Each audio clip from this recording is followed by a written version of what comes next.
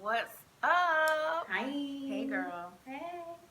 Um, Lisa told you she wasn't coming tonight? Yeah, some church thing, Yes. yeah. But we can keep the party popping. And you did watch it, right? You know I did. Good. Let's get into it. Chime-In Chicks doing what we do. So it starts out at Eva's baby shower. It's a cute theme, sunflower theme. Everybody's showing up.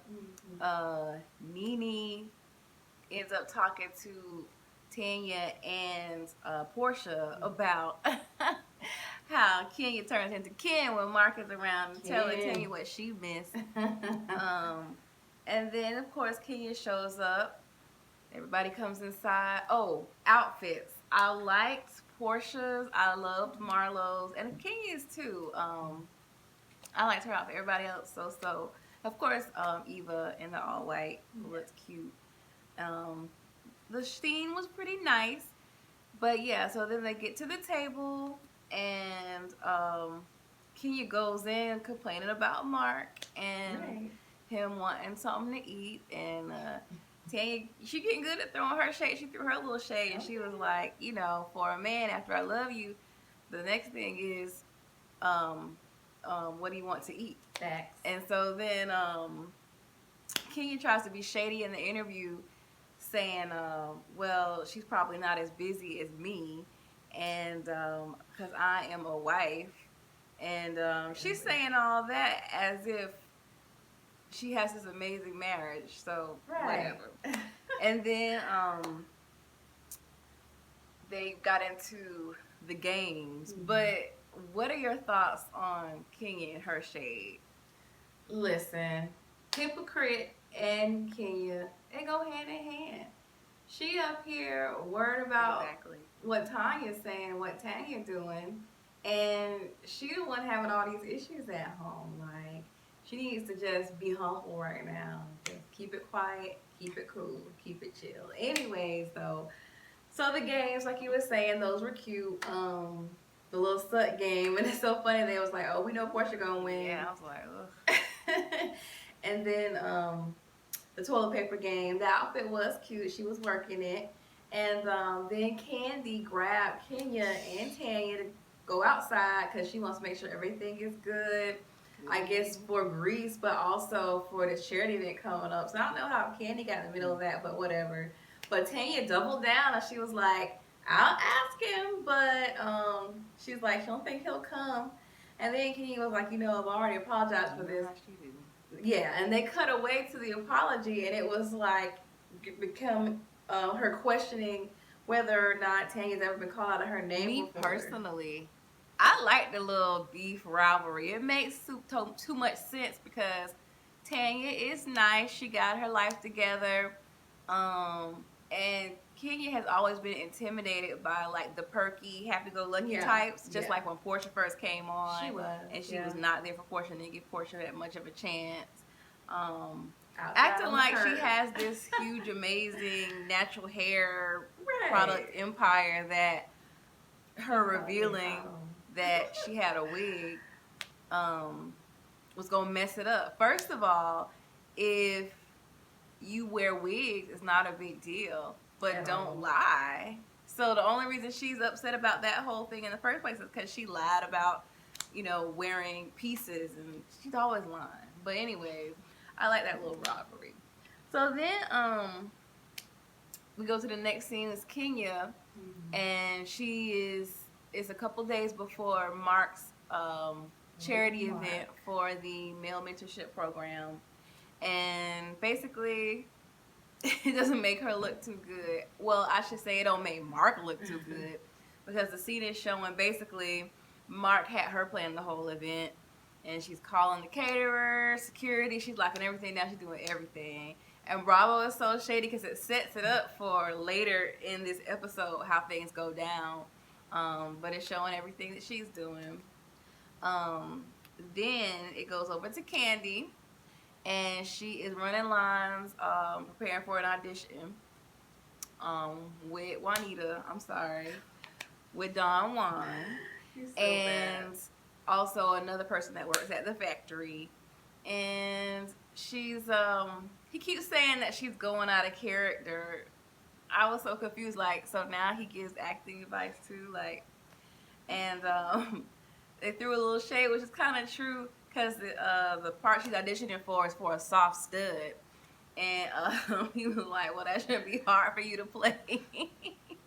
But Kandi, and I think it's because she has that low voice, kind of like mine. She has that low voice, and you know, she's that boss woman, so she doesn't come off super girly girl. No, she doesn't. I do, obviously. But yeah, that was funny. But then it goes on to talk about when the show is shooting, where it's shooting. It's gonna be in Chicago. It's the Chi, and the baby is coming in 2 months. Todd is supportive, but at the same time, they're always bumping heads about business and all these, you know, businesses and jobs that they have. But what do you think? Listen, like, Riley was right. Riley was absolutely right. I don't know if you remember when Riley before was like, when they asked her about it, she was like, well, y'all barely have enough time for the kids y'all got. What you talking about? I mean, I get it. She wants to live out her dreams. You can do it all. I want to be popping to, you know, I want to be singer, actress, choreographer, and all that. But, like, maybe after the baby? Like, seemed like that was too much for right in this moment. Like, let's get some other stuff off the ground first. But anyways, so we go to Cynthia. Ooh, that's their celebrity couple name. Anyways, we had Cynthia's Kenya come over. She gets advice from Kenya on the argument going left with Mike.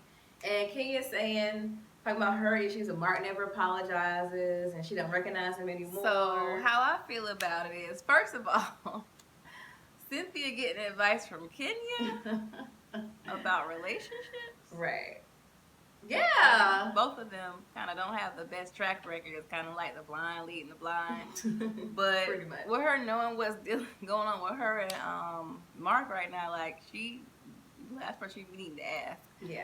About relationships of any kind, because I mean, she just got to throw her under the bus a few episodes ago. Now you want to get relationship advice from her? Exactly. She hasn't proven herself to be a consistent enough friend to be giving that kind of advice. She was throwing it in her face. But she's kind of right, and it sounds so weird saying that. Can you kind of right? I mean, it's good to pay attention. Are we sure that is out of his system? Especially because my thing I don't know about that. If you know you're a cheater or has struggled with being a cheater in the past, why would you still surround yourself with all these beautiful and they were all female friends? His house, child. And of course, if that's all that is at the house when I come see you in California, we have a get together, of course I'm gonna be concerned. Duh. So yeah, maybe that turned into an argument, but I mean, can you blame her? But yeah, they need to learn how to fight fair. I couldn't get nobody advice on that because I'd be like in the throw stuff and like it just gets wild, like me. Oh, you did. But tell anyways, me that one time. the next scene yes is Nene on the phone with Wendy Williams. Of all people, apparently they're like friends, or they go way back or whatever. They showed a few pictures of them eating out, stuff like that. And she was trying to get advice, trying to play herself super innocent, and she was trying to get advice from Wendy as far as going on this trip to Greece, seeing Ken at the charity event, and basically, you know, Nene's been on the apology tour. And Kenya is not being receptive to the apology tour. I don't know why Nene would be surprised. Like, it's clear Kenya hasn't really changed. But she's like, you know, what do I do? You know, I kind of reached out and wanted to do this and that, and she's not replying. And Wendy was busy trying to get tea on the girls, probably to bring up in hot topics. And then at the end, she was finally like, well, just show them your best side, which is your beautiful purchase face. Now, how y'all are super close friends and she throwing a super friend shade? But it always be your close friends that want to be kind of shady and throw out your business. But it goes from that to she's kind of gossiping, and then that scene ends. But Do you feel like they like legit friends? That whole thing was kind of so weird to me. Those yeah, two, exactly. being Like friends together. I think it's a combo of her being from Jersey that she's shady and that she's on TV. Like I think she's kind of putting on a little bit, and maybe in real life she is actually a decent friend. I don't know, but that was maybe just needing to run out of people to shoot with. Anyways, so they're getting ready. They're showing everybody getting ready to go to the charity event, and either like Portia was on the phone with Dennis, and people showing their outfits, like they're showing them with their men, and then they go over to Marc and Kenya, and it looks really crazy because she's coming in with clothes. She has styled him, quote unquote, and he doesn't say thank you. He don't say hey. He's just like, what you got? And then he's tearing it all apart, what he does and doesn't like. He's like, I did tell you this 3 days ago. And instead of saying like, sorry, maybe I forgot, I know you like doing that kind of thing, something like that. He was just like, you just weren't paying attention. Like, he made it be back to her. I didn't feel that too much. Yeah, that was interesting. And I like him aggressive. I like me a little roughneck. But he's something else. Like, I mean, and it was so shady how they did it too. Like you were saying, like, all the couples, and then he's like, what you got?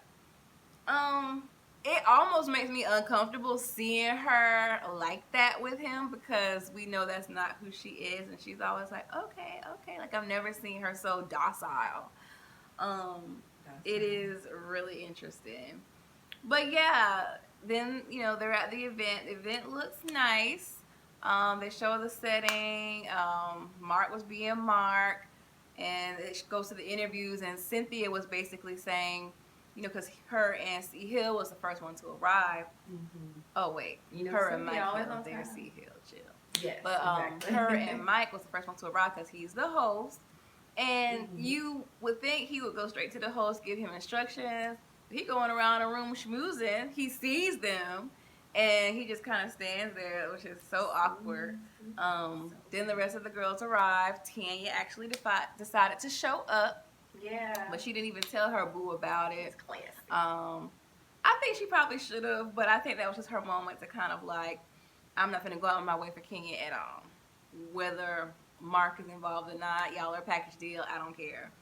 And then, of course, she's like, sits her at a separate table, and when she sits down, she tells her, she has to move. Now, if it was somebody she liked, she probably would have made it work so she could stay where she was. Yeah. But I mean, she wasn't going to be doing that for Tanya. I don't know if she was being shady. I feel like maybe she just was kind of Daddy Marc, had it all together. And she was shook up from him just saying, well, we have to do this and that at the different tables.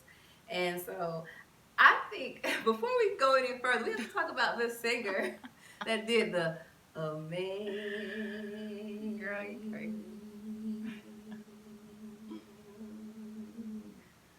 Then, like, what was his super long, like, Amazing Grace? It was like time had elapsed. It was a lot going on. But anyways, yeah, I think it was just the craziness of the event.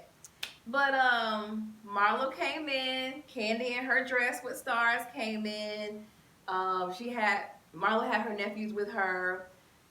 It didn't seem like she was going to be sitting near the group, so she kind of creates a scene. It's like, I ain't staying, because Marlo likes to be equal because she thinks she, like, has a peach. And I also noticed during this that, like, Marc, it seemed like he is nicer to everybody else than he is to Kenya. Like, even her friends, he was nice. He was smiling.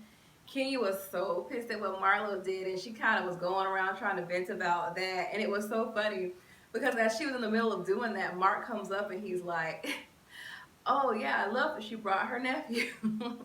So they're clearly not on the same page. Marlo ended up coming back in because the girls was like, oh, hey, your seat is right next to ours. So then that was going on. But Marc was not with it. Like, he was like saying he was going to shut down the cameras, that after this he wasn't coming back no more. They got him on camera telling somebody he hates marriage and everybody knows it. And then, like, to find out that the day after that was when the divorce happened, I was like, dang, like, they were already at that point. They weren't just thinking about it. That was crazy to me. What you think? Yeah, so with that whole thing, I feel like she had two stories.